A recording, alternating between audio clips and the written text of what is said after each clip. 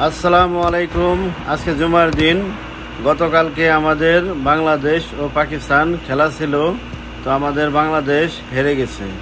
Pakistani 136 run দিয়েছিল target, তো আমাদের বাংলাদেশ নিতে পারে নাই। 136 রানই করতে পারেনি তারা। আপনারা যারা দর্শক আছেন তাদেরকে আমি বলি, আপনারা আমাদের বাংলাদেশ টিমরে বয়কট করেন, বাংলাদেশ টিমেরে বয়কট করেন। তারা ওই রকম প্রসেস নিয়ে খেলতেই নামে না, তারা শুধু মাঠে দেখাতে যায়। আমাদের জনগণ যে আছে, সাধারণ মানুষ, তাদেরকে দেখাতে যায় যে আজকে খেলে বেড়াইছি, অথচ তারা নিয়ত করে নামে না যে ইনশাল্লাহ, আল্লাহর নাম নিয়ে বলি যে ইনশাল্লাহ আজকে জিতবো।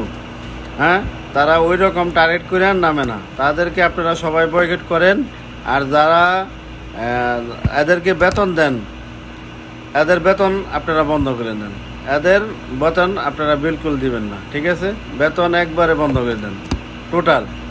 তারা জিতবো, বেতন দেওয়া হবে; জিতবে না, কোনো বেতন দেওয়া হবে না। তারা চলুক, কিভাবে চলবে চলে।